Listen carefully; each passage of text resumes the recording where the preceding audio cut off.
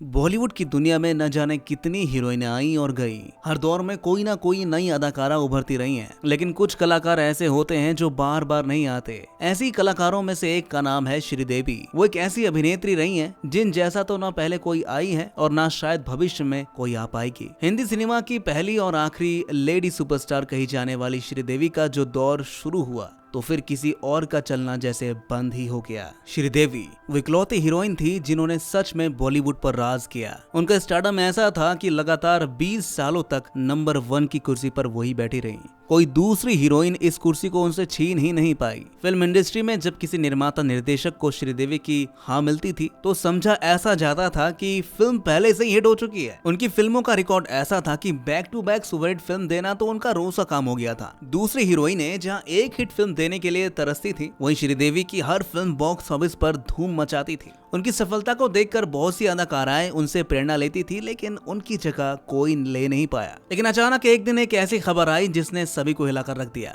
Dubai के एक hotel से एक दर्दनाक खबर सामने आई। श्रीदेवी अब इस दुनिया में नहीं रही। उनकी मौत की खबर ने पूरे देश को सदमे में डाल दिया। कब, कैसे, क्यों, इन सवालों के जवाब में कई तरह की सफाइयां दी गई, कई कहानियां सुनाई दी गई, लेकिन बॉलीवुड की इस पहली लेडी सुपरस्टार की मौत का सच कभी खुलकर सामने नहीं आ पाया। उनकी रहस्यमयी मौत कई ऐसे सवाल छोड़ गई जो आज भी अधूरे हैं। कुछ सवाल तो ऐसे भी हैं जिन पर किसी ने ध्यान ही नहीं दिया या जानबूझकर नजरअंदाज कर दिया गया है। आज हम आपको श्रीदेवी की मौत की उस कहानी को सुनाने वाले हैं जिसमें छिपे हैं वो सारे सवाल जिनका जवाब आज भी लोगों को झकझोर देता है। श्रीदेवी का असली नाम था श्री अम्मा यंगर अयप्पन। उनका जन्म 13 अगस्त 1963 को दक्षिण भारत में हुआ था। वो एक आम से दिखने वाली बच्ची थी, लेकिन उनके भीतर जो प्रतिभा छुपी थी वो बिल्कुल असाधारण थी। शायद इसलिए किस्मत ने उन्हें फिल्मों की दुनिया के लिए ही चुना था। श्रीदेवी फिल्मों में अचानक नहीं आई थी और ये कोई इत्तेफाक भी नहीं था। उन्होंने बहुत ही छोटी उम्र से ही सिनेमा में कदम रख दिया था। महज 4 साल की उम्र में वो एक बाल कलाकार बन गई और तमिल फिल्मों में नजर आने लगी। वो इतनी स्वाभाविक और निखरी हुई एक्टिंग करती थी कि लोग हैरान रह जाते थे। एक बार 13 साल की उम्र में उनकी एक्टिंग पर दक्षिण भारत के मशहूर फिल्म मेकर बालाचंद्रन की नजर पड़ी। उन्होंने देखा कि ये छोटी सी लड़की जिस आत्मविश्वास से और जिस गहराई से अभिनय कर रही है वो किसी अनुभवी अदाकारा से कम नहीं है। वो इतना प्रभावित हुए कि उन्होंने श्रीदेवी को अपने फिल्म में सीधा हीरोइन ही बना दिया। इसके बाद तो श्रीदेवी का नाम दक्षिण भारतीय सिनेमा में गूंजने लगा। उन्होंने अपनी अदाकारी से वो मुकाम बना लिया कि अब हिंदी सिनेमा के निर्माता निर्देशक भी उनकी ओर आकर्षित होने लगे। हिंदी फिल्म इंडस्ट्री को जैसे समझ में आ चुका था कि एक खास सितारा आने वाला है। 1978 में उन्हें पहली बार एक हिंदी फिल्म 16वीं सावन में काम करने का मौका मिला, लेकिन अफसोस फिल्म बॉक्स ऑफिस पर बुरी तरह फ्लॉप हो गई। उस समय तक श्रीदेवी साउथ की सबसे बड़ी स्टार बन चुकी थी, इसलिए उन्हें लगा कि शायद बॉलीवुड उनके लिए नहीं बना है। मगर नियति को कुछ और ही मंजूर था। उन्हें क्या पता था कि कुछ ही सालों में वही बॉलीवुड उनकी अदाकारी के आगे झुक जाएगा। समय था 1981 के आसपास का, जब मशहूर डायरेक्टर राघवेंद्र राव अभिनेता जितेंद्र के साथ एक फिल्म बना रहे थे। उन्होंने एक बड़ा रिस्क लिया और श्रीदेवी को हीरोइन बना दिया। और फिर 1983 में वो फिल्म आई हिम्मत वाला। फिल्म जैसे रिलीज हुई बॉक्स ऑफिस पर धमाका हो गया। ये फिल्म सुपरहिट रही। खासकर फिल्म का गाना नैनों में सपना इतना मशहूर हुआ कि हर गली, हर नुक्कड़ और शादी में यही गाना गूंजने लगा। श्रीदेवी का करियर मानो एक झटके में ऊंचाइयों पर पहुंच गया। इसी साल उन्होंने कमल हासन के साथ एक और फिल्म की जिसमें उन्होंने एक ऐसी लड़की का किरदार निभाया जो याददाश्त खो चुकी थी। फिल्म का नाम था सदमा। इस फिल्म में श्रीदेवी ने जो अभिनय किया उसने पूरे हिंदी सिनेमा को हिला कर रख दिया। यहाँ तक कि कमल हासन जैसे सुपरस्टार की अदाकारी भी उनके सामने फीकी पड़ गई। सदमा फिल्म ने ये साफ कर दिया कि हिंदी सिनेमा में अब एक नई सुपरस्टार का आगमन हो चुका है। जो लोग अब तक उन्हें सिर्फ एक साउथ इंडस्ट्री की हीरोइन मानते थे वो उनकी इस अदाकारी से दंग रह गए। फिल्म इंडस्ट्री के बड़े बड़े निर्माता निर्देशक उनकी प्रतिभा को समझने लगे थे। फिर क्या था, 1984 आते ही श्रीदेवी को एक साथ 6 फिल्मों में काम करने का मौका मिल गया। ये अपने आप में एक बहुत बड़ी अचीवमेंट होती है और कमाल की बात यह रही कि ये सभी फिल्में अच्छे बिजनेस कर पाई। धीरे धीरे उनका स्टारडम बढ़ता जा रहा था। 1986 का साल आया जो श्रीदेवी के करियर के लिए और भी यादगार बन गया। इस साल उनकी 8 फिल्म रिलीज हुई। इनमें से एक फिल्म थी नगीना। इस फिल्म ने श्रीदेवी को असल मायनों में लेडी सुपरस्टार की रेस में सबसे आगे खड़ा कर दिया। नागिन के किरदार में उनकी दमदार और शानदार परफॉर्मेंस ने बॉलीवुड की दूसरी अदाकाराओं के होश उड़ा दिए। उसी साल उनकी एक और फिल्म आखिरी रास्ता भी सुपर डुपर हिट साबित हुई। अब श्रीदेवी का दौर पूरी तरह से शुरू हो चुका था।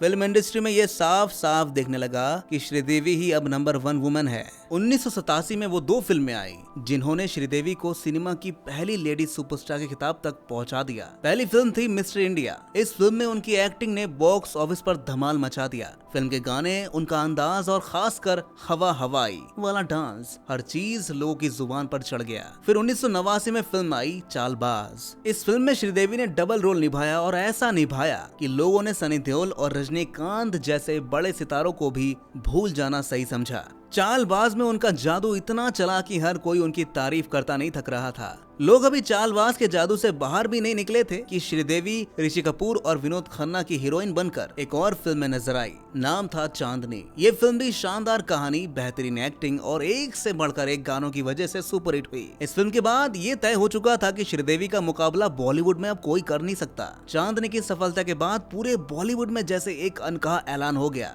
अब हिंदी सिनेमा की पहली और सच्ची लेडी सुपरस्टार श्रीदेवी ही है। अब जो भी फिल्म वो चुनती थी वो सुपरहिट हो जाती थी। ये दौर पूरी तरह से उनका ही था। उसके बाद उन्होंने एक के बाद एक ऐसी फिल्म की जिन्होंने बॉक्स ऑफिस पर कई रिकॉर्ड तोड़ दिए। निगाहें, बंजारन, लम्हे, खुदा गवाह, गुमराह, लाडला, जुदाई, इन सभी फिल्मों में उन्होंने ऐसी जबरदस्त परफॉर्मेंस दी कि दर्शकों ने उन्हें सिर आंखों पर बिठा लिया। उनकी फिल्म जब सिनेमा घरों में लगती थी तो हफ्तों तक उतरती नहीं थी।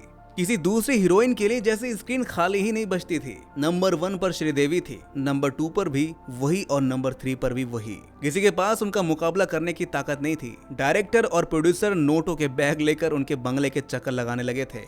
जहां बाकी हीरोइनों को उस समय हजारों में फीस मिलती थी, वहीं श्रीदेवी पहली ऐसी अभिनेत्री बनी जिनकी फीस 1 करोड़ रुपए तक पहुंच गई थी। लोग उन्हें प्यार से लेडी अमिताभ कहने लगे थे। श्रीदेवी ने वो कर दिखाया जो आज तक किसी हीरोइन ने नहीं किया। लगातार 20 सालों तक हिंदी फिल्म इंडस्ट्री पर राज किया, और ये राज सिर्फ भारत तक सीमित नहीं था, बल्कि पाकिस्तान, भूटान, नेपाल, श्रीलंका, यहाँ तक कि विदेशों में भी जब बॉलीवुड हीरोइनों की बात होती थी तो सिर्फ और सिर्फ श्रीदेवी का नाम ही लिया जाता था। उनकी पॉपुलैरिटी का अंदाजा इस बात से आप लगा सकते हैं कि जब खुदा गवाह की शूटिंग अफगानिस्तान में हो रही थी तो वहाँ के आतंकवादी सिर्फ इस वजह से शूटिंग के दौरान हथियार नीचे रख देते थे क्योंकि उन्हें बताया गया था कि श्रीदेवी वहाँ शूटिंग कर रही है। इतनी बड़ी स्टार होने के बावजूद जब उन्होंने बोनी कपूर से शादी की और माँ बनने के बाद बेटियों की जिम्मेदारी संभालनी शुरू की तो उन्होंने फिल्मों से एक लंबा ब्रेक ले लिया। लेकिन जब उन्होंने वापसी की तो वो भी किसी तूफान से कम नहीं थी। 2012 में उन्होंने इंग्लिश विंग्लिश से दोबारा हिंदी सिनेमा में कदम रखा और ये फिल्म जब आई तो सबने कहा कि श्रीदेवी फिर से आ गई हैं। इस फिल्म की कहानी, उनका किरदार और उनकी परफॉर्मेंस ने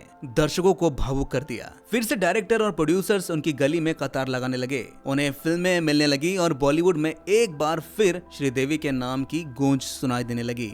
लेकिन तभी 2018 में एक ऐसी खबर आई जिसने पूरे बॉलीवुड को हिलाकर रख दिया। दुबई से आई इस खबर ने सबको स्तब्ध कर दिया। श्रीदेवी अब इस दुनिया में नहीं रही। अचानक और रहस्यमय तरीके से उनकी मौत की खबर ने पूरे फिल्म इंडस्ट्री को और लाखों करोड़ों फैंस को एक गहरे सदमे में डाल दिया था। श्रीदेवी की मौत को लेकर जो बातें बताई गई, क्या वो सच थी या फिर इस कहानी के पीछे कुछ और ही था? उनकी मौत कई ऐसे सवाल छोड़ गई जो आज भी लोगों को सोचने पर मजबूर कर देते हैं। कहा गया कि बोनी कपूर, श्रीदेवी और उनकी बेटी जाह्नवी कपूर एक रिश्तेदार की शादी में शरीफ होने दुबई गए थे। शादी खत्म होने के बाद बोनी और जाह्नवी वापस भारत लौट आए, लेकिन श्रीदेवी वहीं रुक गई। बताया गया कि वो बेटे की शॉपिंग के लिए रुकी थी। 22 फरवरी 2018 को उन्होंने दुबई के जुमेरा एमिरेट्स टावर होटल के कमरा नंबर 2201 में चेक इन किया। हैरानी की बात यह रही कि वो अगले 2 दिनों तक उसी होटल से बाहर तक नहीं निकली। फिर अचानक खबर आती है कि बोनी कपूर बिना पूर्व सूचना के दुबई पहुंच गए थे और कुछ समय बाद खबर आती है कि श्रीदेवी की मौत बाथटब में डूबने से हुई। सबसे पहले डायरेक्टर ने कहा कि मौत की वजह कार्डियक अरेस्ट थी, लेकिन बाद में दुबई पुलिस ने बयान बदलते हुए कहा कि श्रीदेवी शराब के नशे में थी और बाथटब में डूबने से उनकी जान चली गई। लेकिन ये कहानी कई लोगों को हजम नहीं हुई। सबसे बड़ा सवाल तब उठा जब एक सीनियर आईपीएस अधिकारी ऋषिराज सिंह ने इस थ्योरी को सिरे से नकार दिया। उनका दावा था कि एक 5 फुट 7 इंच लंबा इंसान कैसे 5 फुट लंबे और सिर्फ 1 फुट गहरे बाथटब में डूब सकता है, भले वो कितने भी नशे में क्यों ना हो। ऋषिराज सिंह के दावे पर कोई आधिकारिक कार्रवाई हुई नहीं, लेकिन सवाल खड़े हो गए। एक और सवाल जो लाखों लोगों के दिमाग में आज तक गूंजता होगा, अगर श्रीदेवी डिनर के लिए तैयार हो रही थी तो उन्होंने इतनी ज्यादा शराब कब पी ली और क्यों पी ली, और इतनी क्यों पी ली कि होशी खो बैठी। श्रीदेवी की मौत से जुड़ी एक और रहस्यमयी बात सामने ये भी आई कि 22 फरवरी को जब उन्होंने होटल के कमरे में चेक इन किया तो वो 2 दिनों तक एक बार भी बाहर नहीं निकली, जबकि कहा गया था कि वो बेटी जानवी के लिए शॉपिंग करने दुबई रुकी थी। सवाल उठता है कि अगर वो शॉपिंग के लिए रुकी थी तो 2 दिन तक होटल से बाहर क्यों नहीं निकली। कहानी सामने आई कि उनका मोबाइल फोन कहीं खो गया था और सारी शॉपिंग लिस्ट उसी में थी। लेकिन इतनी बड़ी सुपरस्टार के लिए क्या ये बहाना जायज लगता है? क्या इतनी छोटी सी बात उन्हें कमरे में बंद कर सकती है? सबसे हैरान करने वाली घटना तब सामने आई जब सुप्रीम कोर्ट में एक चौंकाने वाली याचिका दायर हुई। फिल्म मेकर सुनील सिंह ने दावा किया कि श्रीदेवी की मौत बीमा की एक बहुत बड़ी रकम से जुड़ी है। उनके वकील विकास सिंह ने कोर्ट में कहा कि श्रीदेवी के नाम पर ओमान में 240 करोड़ रुपए की बीमा करवाई गई थी और ये बीमा तभी क्लेम किया जा सकता था जब उनकी मौत यूएई में हो। ये एक इत्तेफाक था या फिर शायद कुछ और, ये नहीं पता। हालांकि सुप्रीम कोर्ट ने उस याचिका को खारिज कर दिया, लेकिन पूरे देश को इस बात का अफसोस रहा कि अगर जांच होती तो शायद सच्चाई सामने निकल आती। और एक गहरा सवाल तब उठा जब पता चला कि बोनी कपूर ने श्रीदेवी की मौत के 5 साल बाद पहली बार कुछ बोला। उन्होंने कहा कि श्रीदेवी बहुत कम नमक खाती थी जिससे चक्कर आया और वो गिर पड़ी। लेकिन लोगों के मन में ये सवाल भी आज भी है, जब बोनी कपूर ने पत्नी को बाथटब में बेसुध देखा तो उन्होंने सबसे पहले इमरजेंसी सर्विस यानी होटल स्टाफ या पुलिस को कॉल करने के बजाय अपने एक ट्रेडर दोस्त को ही क्यों फोन किया। दुबई में उनसे लंबी पूछताछ भी हुई, लेकिन आज तक कई अहम सवाल अनुत्तरित हैं, यानी इसके आंसर अभी मिले ही नहीं। श्रीदेवी का होटल से बाहर न निकलना,